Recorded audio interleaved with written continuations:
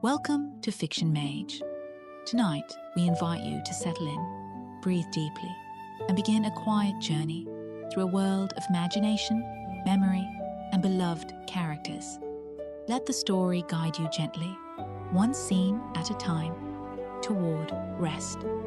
This is an unofficial, transformative story, written and assembled by a human author with the help of artificial intelligence.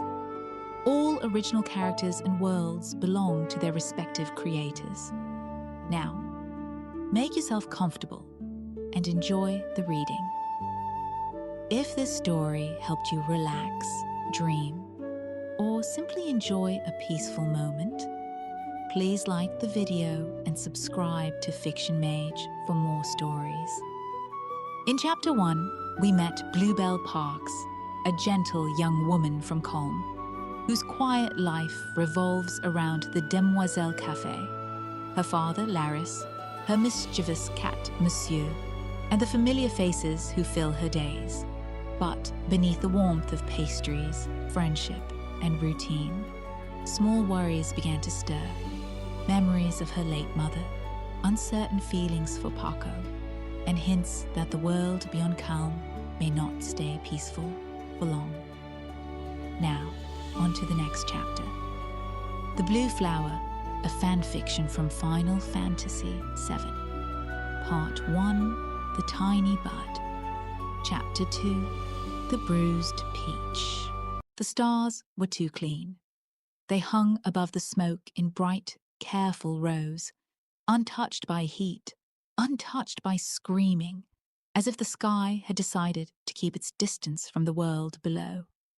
Bluebell could see them whenever the smoke thinned. Pinpricks of silver, cold, patient, wrong.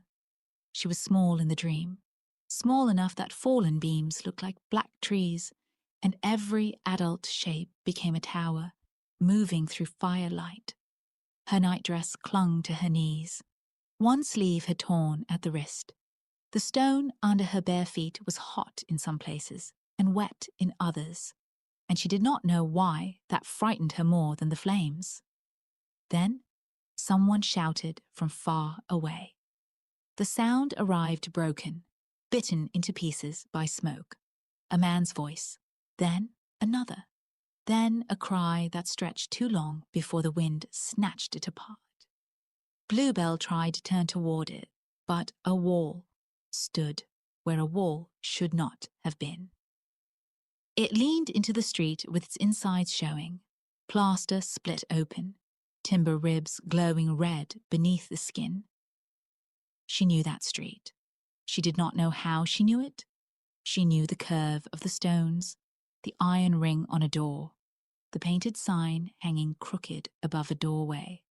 She knew it with the terrible certainty children have for things they cannot name. A hand appeared through the smoke. Not a whole person, only a hand reaching down, pale at the knuckles, the fingers dusted white as if they had been in flour. Bluebell reached back. Her own fingers were so small. The distance between them became enormous. A ribbon flickered at the edge of her sight, blue or grey, or only ash pretending to be colour. She tried to call to the hand.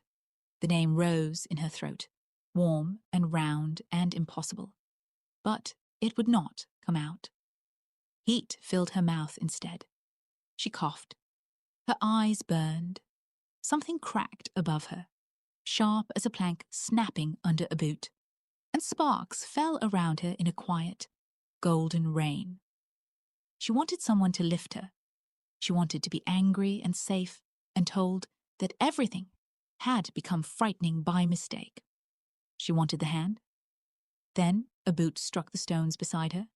Then another. Men ran past, or perhaps the same man ran again and again, made multiple by smoke. Bluebell saw dark cloth, a belt buckle, a sleeve smeared with soot. She saw the mouth of an alley filled with orange light. She saw a window with no glass left in it, and through that window, the stars waiting in their impossible calm. The hand slipped away. No, she tried to say, or wait, or please. The dream took all 3 words and turned them into a small, choking sound. She stumbled forward. Something tugged at the torn sleeve of her nightdress. For a moment, she thought someone had caught her, and relief rushed through her so fiercely that she almost cried. But it was only a splintered frame, snagging cloth. She pulled. The fabric did not give. Behind her, a cry rose again, closer this time, and somewhere in that cry was the shape of the name she had failed to speak. Bluebell pulled harder. Smoke climbed down into her lungs. The sky remained perfectly clear. Then a sound struck her, sharp and accusing. Not a bell, not a voice. A cat. Yes, a cat. Bluebell woke with her hand clenched around the sheet, and Monsieur standing on her ribs, making a sound that suggested deep inconvenience and possible legal action. For several seconds, she could not remember how to breathe in a room that was not burning. The ceiling above her was whole. The pale morning had not yet reached the window, but the dark there was ordinary, the soft grey of hour before dawn rather than smoke. Her bed smelled of linen, sleep, and cat fur. Her throat hurt as if she had swallowed ash. Monsieur stared down at her with both green eyes wide. One paw pressed into her chest with the gravity of a doctor delivering a diagnosis. When Bluebell took a breath too quickly, he chirped again, less sharply this time, then lowered his head and sniffed her chin. "I am awake," she whispered. Monsieur did not look reassured. He stepped from her ribs to the blanket, circled once, and sat with his tail wrapped around his paws. His ears remained angled toward her, offended but present. The dream began to break apart at once. Bluebell felt it happening and hated the relief of it. Smoke became a taste without an image. The hand became a white blur. The stars were already only stars. She reached after the pieces with the stubbornness of someone trying to gather spilled sugar from a floor. But they slipped between thought and fear, too fine to hold. She lay still until the room returned item by item. The wash basin, the little mirror, the sewing table beneath the canal-facing window, threaded with yesterday's half-mended hem, the saucer with 3 blue buttons, the narrow wooden boxes of Queen's blood cards on the shelf, the vase of cornflowers now drooping so plainly that even in the dimness they looked embarrassed to have survived another night. Names, she thought. Things were easier when they had names. Monday, cafe, early bread, cream that needed using before noon, honey tea for the 2 sisters from the cloth shop if they came, which they usually did on Mondays after arguing over bolts of linen, peaches for a tart if the pantry still held enough good fruit, wash, braid, dress, apron. She sat up too quickly. The room tilted, then steadied. Monsieur leaned back to avoid being displaced and gave her a narrow look. "Do not start," she told him. Her voice sounded normal enough that it shamed her. A person frightened by an ordinary dream had no business sounding so fragile in front of a cat. She pressed both hands to her face. Her palms were damp. When she lowered them, the first thin seam of morning had appeared at the window, turning the canal outside into dull tin. She should tell Laris, perhaps, not because it mattered. Dreams did not matter. Dreams were only the mind sweeping its corners in the dark and raising dust. Still, her father had a way of hearing what she did not say. He would notice if she moved through the morning with smoke behind her eyes. No. The answer came before she had finished asking the question. She could not bring him another shadow. There were already enough quiet places in him. She had seen them yesterday, when her mother's name had almost entered the room, and both of them had stepped carefully around it. Love in their house had always known when to lower its voice. Bluebell swung her feet to the floor. The boards were cool beneath her soles. Good. The cold was honest. She crossed to the wash basin, poured water from the pitcher, and splashed her face until the last pieces of heat retreated from her skin. In the mirror, her cheeks looked pale, her lashes darker from dampness. Not haunted, she decided. Tired, perhaps. Tired could be served with coffee and no further inquiry. She brushed her hair with more care than the hour deserved. The strokes arranged her. 1, 2, 3. The pale length smoothed beneath her hand. She divided it and made a braid, firm and low, tying the end with a narrow ribbon. A neat braid did not remember smoke. A neat braid made itself useful. Her dress waited folded over the chair, soft blue cotton, work-worn, clean. The apron lay on top like an answer. Bluebell dressed, buttoned, tucked, smoothed. When she tied the apron, she made the knot twice. The first held the cloth. The second closed the drawer where the dream had rattled. Monsieur jumped down and followed her to the door. "Breakfast later," she said. He meowed. "That is not a negotiation. That is an announcement. Mine." He trotted ahead, unconvinced, and Bluebell stepped into the corridor with the dream behind her, though not far enough behind. The cafe below did not sleep as peacefully on Monday as it had on Sunday. Sunday had felt like a held note before music. Monday had corners. Bluebell heard them as she descended.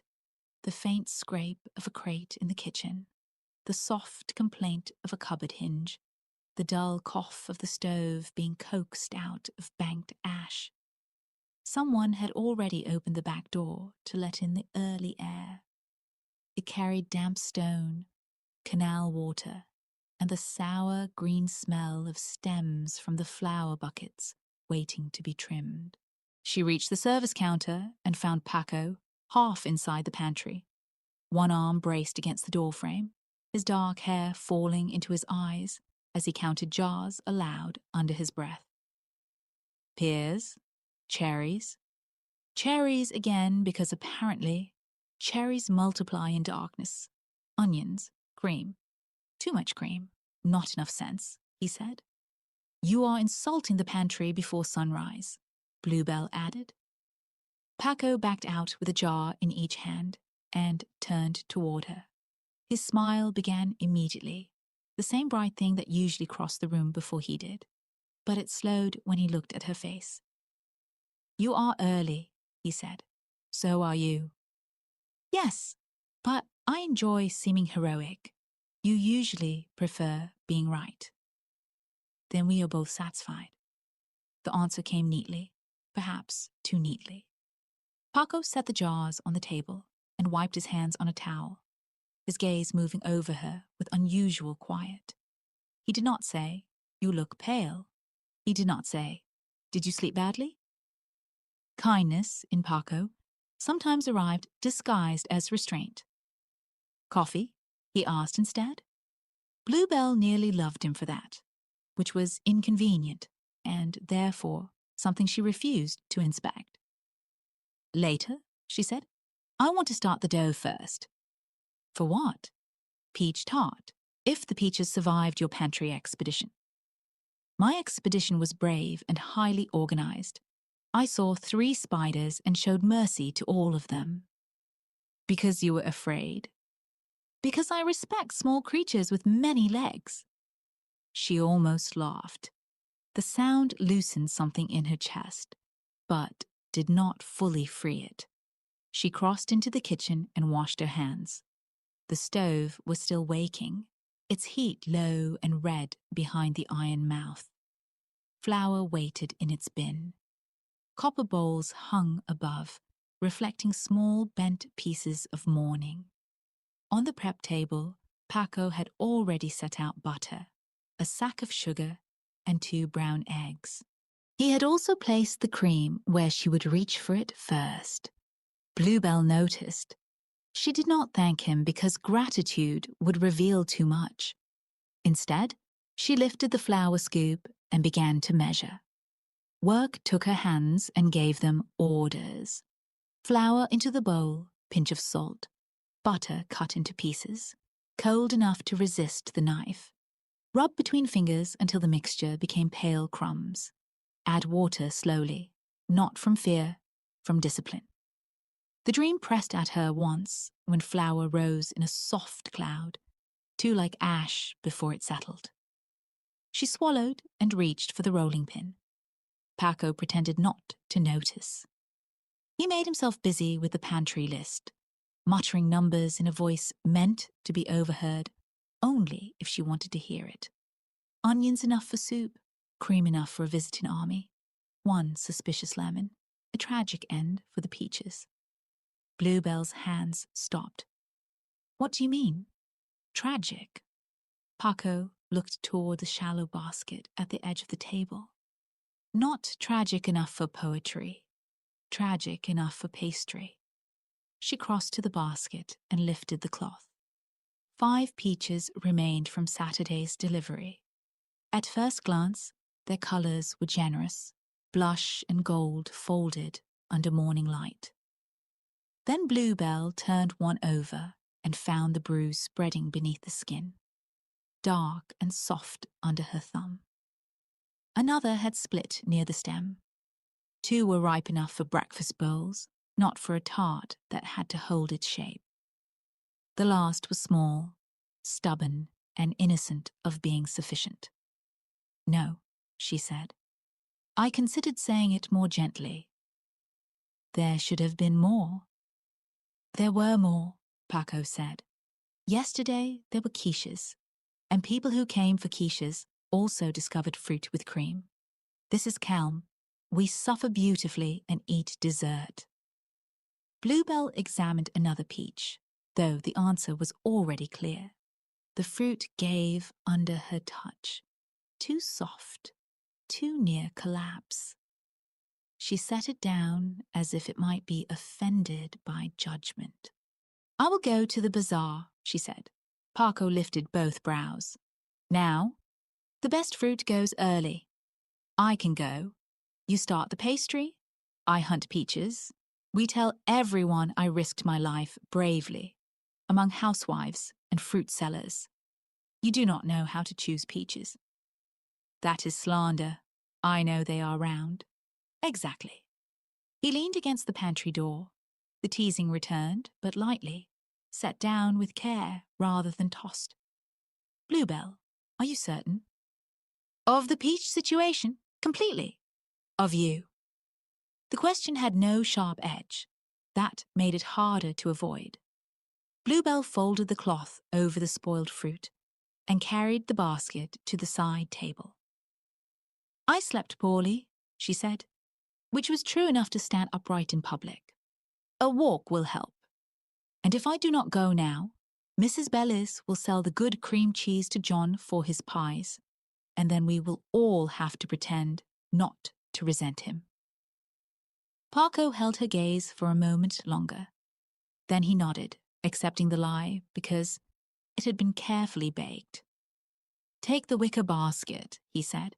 The handle on the blue one is loose. I learned that while heroically saving onions from collapse. Your courage grows by the minute. By noon, they will sing of me.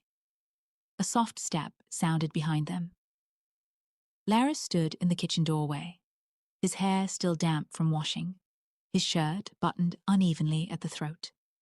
He looked from Paco to Bluebell to the covered peaches, and the whole situation seemed to enter him without explanation. Market? He asked. Peaches, Bluebell said. Laris nodded, but his eyes lingered on her face.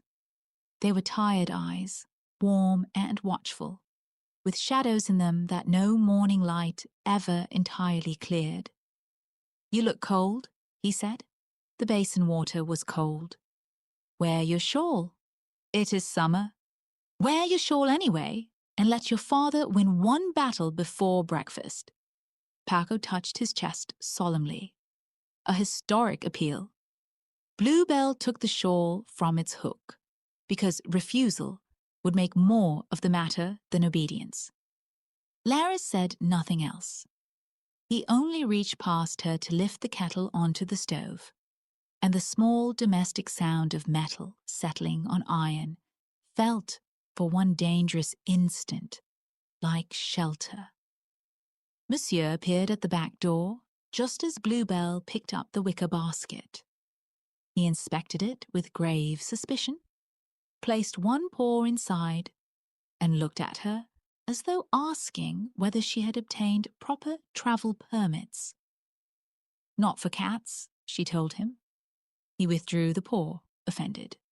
"Guard the kitchen." That seemed to satisfy him. He sat in the doorway, black tail curling over white paws, while Bluebell stepped past him into the morning. Kalm had begun to open itself by the time she left the Demoiselle Café. Shutters unfolded above the canal. A woman across the water shook crumbs from a cloth and scolded a gull that had made too intimate an inspection of her windowsill. Gondola ropes creaked against their posts. The stones still held the night's damp, and the first sunlight caught in little puddles left by someone rinsing the terrace. Bluebell drew the shawl closer. Though the air was not cold, motion helped. Each step placed the dream farther from her bed, farther from the hand, farther from the stars that had watched and done nothing. The wicker basket knocked gently against her hip, empty and practical. A basket was a promise of return. You did not carry one into the world unless you expected to bring something back. She crossed the small bridge near the cafe and followed the street toward the central square. The town arranged itself around her in its Monday manners. A baker slid boards of bread into his window. Loaves lined like sleeping children beneath a flour-dusted cloth. Two delivery boys argued over which crate belonged to the inn at Kalm and which to Bellwood Variety Store.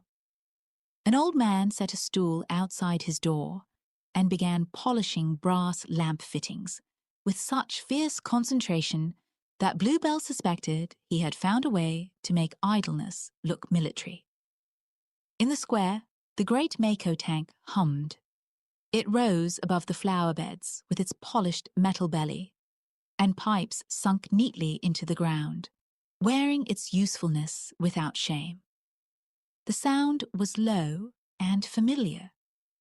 Bluebell had heard it yesterday before dawn, had heard it through childhood, through market days, through rain, through festival nights, when lanterns burned late and tourists praised Kalm's comfortable glow.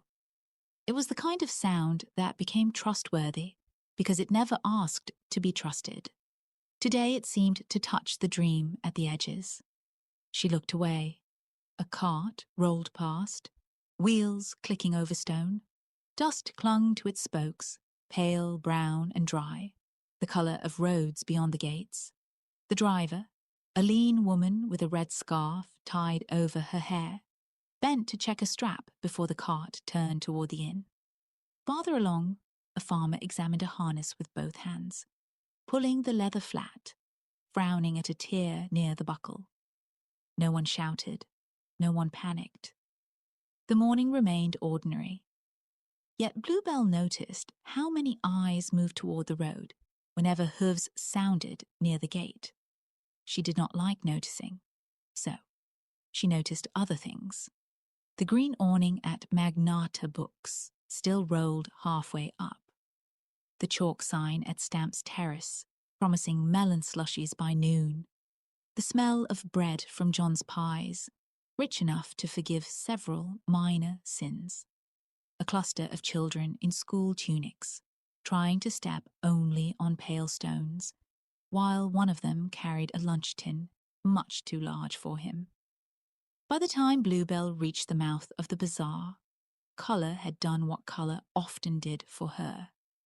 It argued against dread. The market was already alive. Striped awnings leaned toward one another across the narrow lane, making a patchwork ceiling of red, cream, yellow, and faded green. Sunlight slipped between them in bright ribbons. Herb bundles hung from hooks and breathed basil, thyme, mint. Tomatoes shone in wooden crates.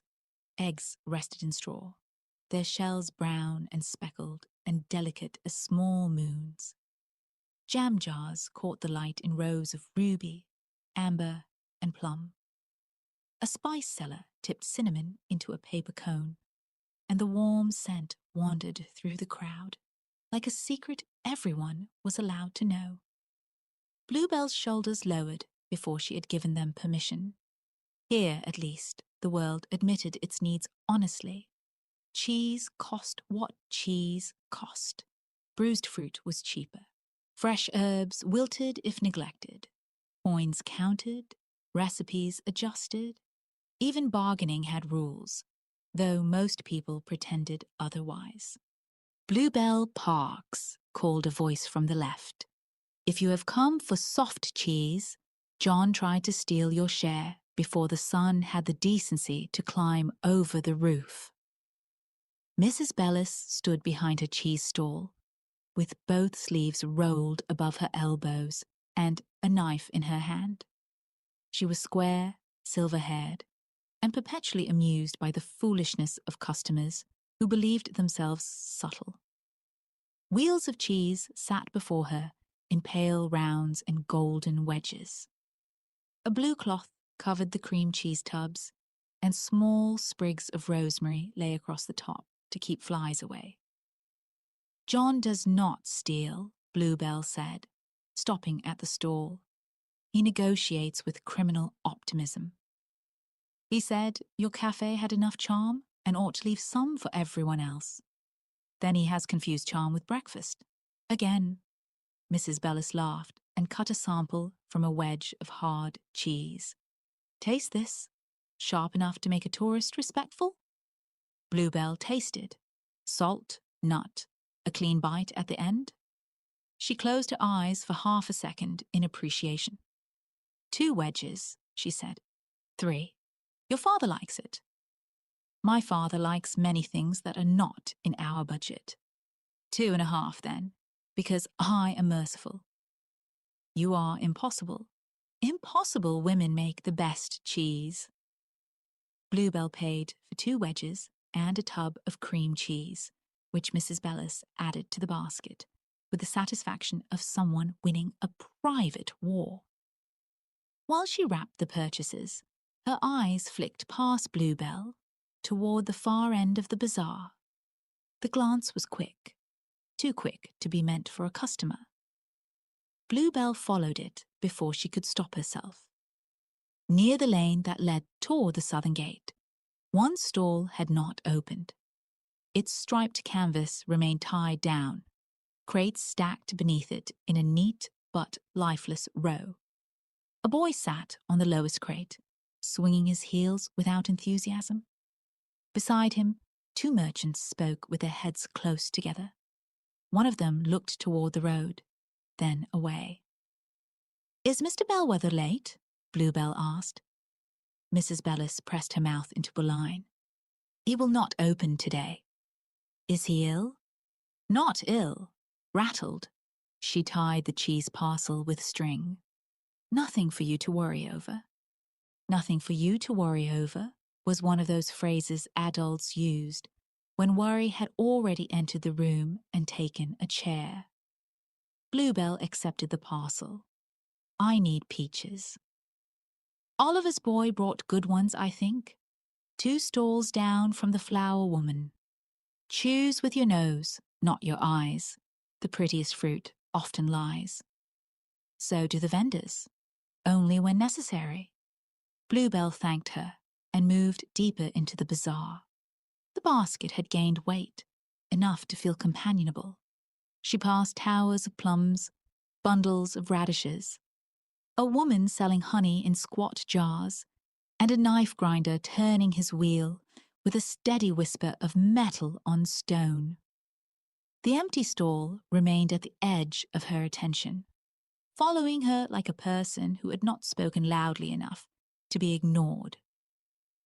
She found the peaches under a yellow awning. For a moment, they were all that existed. They sat in shallow crates lined with leaves, their skins blushed rose over gold, some still bearing a green stem, some with fuzz catching the light so finely they seemed lit from within. Their perfume rose gently, not loud, not sugary, but warm and rounded. Summer held in the palm, Bluebell leaned close, and the dream lost another inch of ground. "Careful," said the vendor. "If you look at them that way, they will start charging admission." Oliver Rain was younger than his hands made him seem. His smile beneath his straw hat restored his youth. Bluebell knew him mostly as a shape behind crates, part of Oliver's farm's reliable machinery of eggs, greens, and stone fruit. He had a habit of speaking to produce as though it possessed moral agency. "They are beautiful," Bluebell said. "They know. That is why they bruise if you praise them too close." She smiled and reached for one from the center of the crate. The peach was firm beneath her fingers, with just enough give at the shoulder. Perfect for slicing.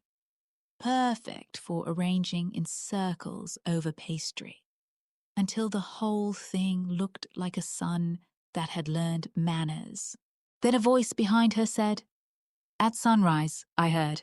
Not even past the first bend." Bluebell's hand stopped over the fruit. Oliver's face changed, only slightly, but she saw it. His good market expression, open and practical, tightened around her eyes. "Bad luck," he said, too quickly. "Bad luck does not travel in packs," replied another voice.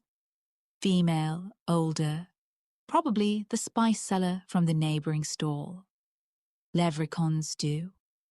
The word moved through Bluebell before she had time to decide whether to hear it. Leprechauns.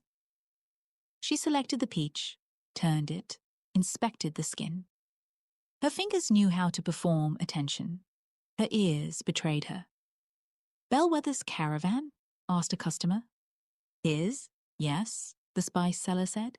"A small run, thank the ancients. Cloth, lamp oil, 2 crates of orchard jars. He had his chocobo and 1 hired boy with him." "Was anyone killed?"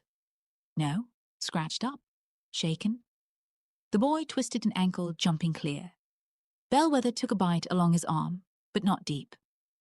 "And the chocobo." A pause. Bluebell set the peach into her basket with unnecessary care. "Bad," Oliver said. Only that. One small word, with all the weight placed beneath it.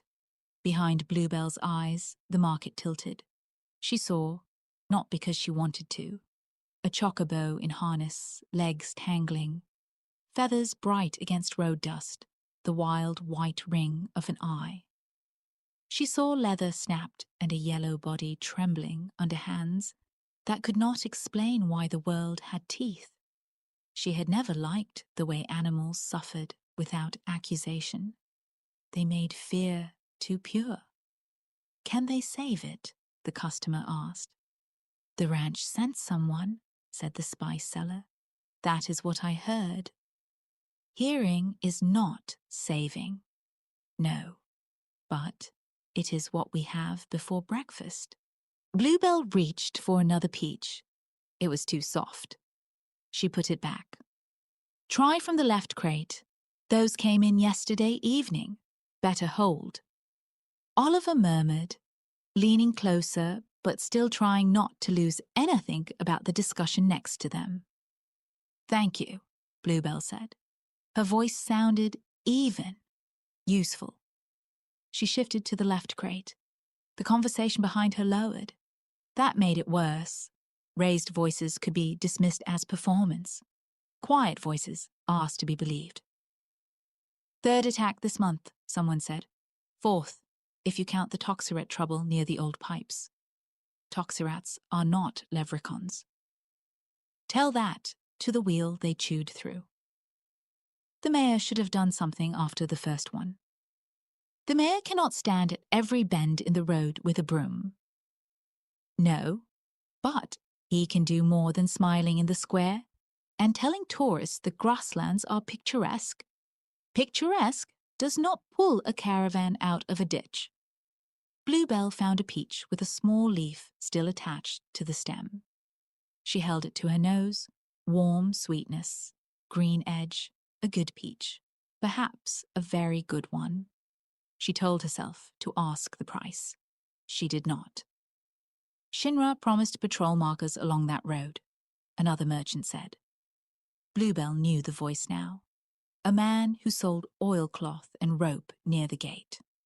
Lamps, fences near the worst gullies, repairs to the old warning posts. They put up 3 signs, held a meeting, and vanished back to Midgar with clean boots. Shinra has larger worries than our fruit carts. Shinra made us depend on their roads, their pipes, their lights. A man who builds your bridge does not get praise for walking away when the boards rot. There was a small murmur at that. Not agreement exactly, but recognition. It moved through the stalls and died under the clink of coins, the rustle of paper, the knife grinder's wheel. Bluebell's thumb pressed into the peach. Not hard enough to bruise. Almost. Smoke pricked the back of her throat. No, she thought. She turned to Oliver. "How much for 8? Oliver blinked, then accepted the door she had opened. "For you? Fair price or farm price? Those are different. Farm price includes my mother's opinion. Fair price includes silence." "Then fair price. I already have Mrs. Bellis's opinion in my basket. It is heavier than the cheese." Oliver Raines smiled, grateful for the ordinary. He began selecting peaches with a care that matched her own. Bluebell watched his hands. This one too ripe. That one lovely but better for eating today. This one firm enough for the oven. He set them into a sheet of brown paper, one by one, arranging them so they would not knock together. Behind them, the conversation found the word the whole chapter of mourning had been circling. "Mercenaries," said the oilcloth merchant. "That is what will happen. You wait. Bellinger will hire one and make a speech of it. A mercenary for leprechauns.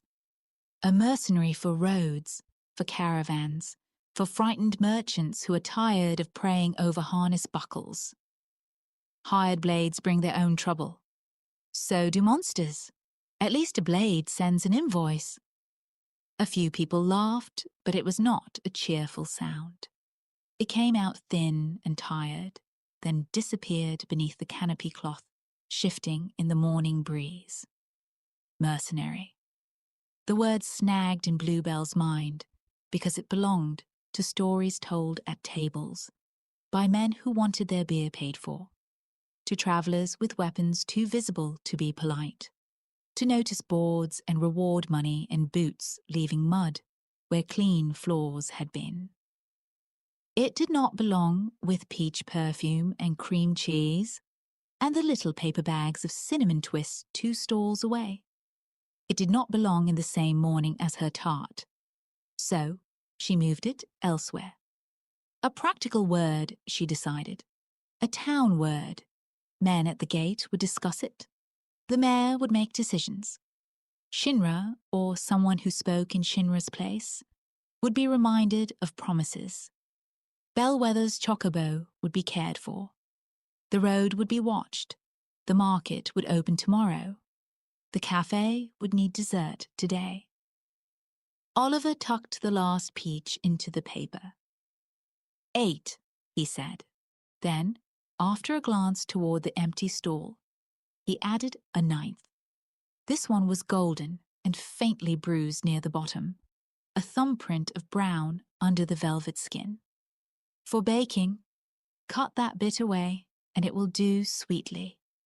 Bluebell looked at the bruise. It was small, harmless if handled quickly, the kind of damage that could disappear beneath sugar and heat.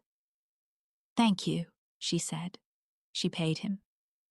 The gills left her hand, warm from her palm, and Oliver slid them into his box without counting twice. A mark of trust or distraction, she did not know which. As she lifted the basket, its weight surprised her. Cheese, cream, peaches, and talk. The handle pressed into the bend of her arm. The empty stall near the gate seemed to look at her as she left, but stalls did not look. They waited. There was a difference. Bluebell walked back through the bazaar with the careful pace required by good fruit. Color still surrounded her. The honey jars still shone. The spice cellar still measured cinnamon. A child still begged for a sugared almond and received half a lecture instead. Nothing had changed in any way a stranger could have pointed to. Yet the road had entered the market. She felt it in the dust, clinging to hems, in the way merchants glanced past customers, in the empty space where bellwether should have been calling out prices too loudly. She felt it most in the basket. Peaches from a road that had held teeth at sunrise, cheese from milk brought by carts, cream kept cool because Marco hummed in the square, flour from somewhere beyond the shutters. The cafe was not separate from these things. It had only pretended to be, the way a tablecloth pretended the table beneath it had no scratches. By the time she reached the central square, the Mako tank sounded louder. That was foolish. Machines did not change their voices because girls had listened to market gossip. Bluebell kept walking. A pair of tourists stood near the flower beds, pointing toward the clock tower, laughing over a map. The school children had vanished. A man in an inn apron hurried past with a crate of eggs and a face arranged into professional calm. At the bridge, two women discussed whether the summer festival would bring enough visitors to make up for slow spring trade. Visitors, trade, roads. Bluebell turned down the canal street. The Demoiselle Café waited in its place, shutters open, terrace chairs set out, brass bell quiet above the door. The sight of it touched her so tenderly that she felt, for one breath, almost angry. How dare a building be so dear? How dare wood and plaster and windows ask to be protected without saying from what? She entered through the back. Parco looked up from the prep table. The basket returns victorious. The basket returns heavier than when it left. That is the basket's only ambition. A noble philosophy. He wiped flour from his fingers and came closer. Good peaches. Very good. Also cream cheese from Mrs. Bellis, because she cannot be resisted by ordinary methods. No one has survived trying. He lifted the cloth and whistled softly at the fruit. Bluebell, these peaches are almost indecent. Do not flirt with dessert. I was praising the produce. You were leaning. My apologies to the peaches. The exchange should have settled her. It almost did. Parker reached for one of the parcels, then paused. His eyes moved to her face again, and this time his restraint thinned. Crowded? He asked. Enough. You were gone longer than I expected. Mrs. Bellis held me hostage with cheese. A believable crime. She began unloading the basket. Cheese to the cool shelf, cream beside it, peaches on the table, each one lifted from paper like something sleeping. Her hands moved more quickly than necessary. Laris came in from the dining room carrying a tray of cups. Were the roads kind to the market this morning? It was a simple question. In any other morning, she might have answered without choosing. Bluebell set down the bruised peach last. There was talk, she said. Parko's joking expression faded. Laris placed the tray on the sideboard, slowly enough that no cup chimed against another. What kind of talk? He asked. A caravan had trouble near the first bend. Bellwethers, I think. Levricans. The word changed the kitchen air. Not dramatically. The stove did not roar. The walls did not lean. But Parko became still, and Laris's hand remained on the tray after he had set it down. Was he hurt? Laris asked. A bite, not deep. Someone said the boy twisted an ankle. Bluebell reached for the flour sack. The chocobo was hurt worse, but someone from the ranch came. That is what they said. It was only talk. Only talk. The phrase fell poorly. She heard it and pretended not to. Parko looked toward the back door, as if the road might be visible through stone walls. Levricans are bold near sunrise. They like low light. Bluebell did not ask how he knew. Parko's old life had sailed in pieces into Kalm, one practical fact at a time. Weather by smell, fish by eyes, monsters by habit. She usually enjoyed discovering them. Today, she wanted fewer facts. The mayor will hear of it, Laris said. Everyone heard of it by breakfast, Bluebell replied, more sharply than she meant. Her father looked at her, not wounded, not reproachful, only seeing her, which was sometimes worse. She picked up the rolling pin. The pastry needs resting, and the lunch soup will not start itself. For a moment, neither man answered. Then Laris nodded. Of course, he said. Parko, bring in the onions. I will speak with Bellwether later if he is receiving visitors. Yes, sir, Parko said. They let her have the table. Bluebell dusted the board with flour. A soft white veil spread beneath her hand. Not ash. Flour. She pressed the chilled dough flat and rolled it outward, turning it a quarter after each pass. The dough obeyed. It widened into a pale circle, thin at the edges, smooth where her hand had guided pressure evenly. There was a mercy in materials that responded to care.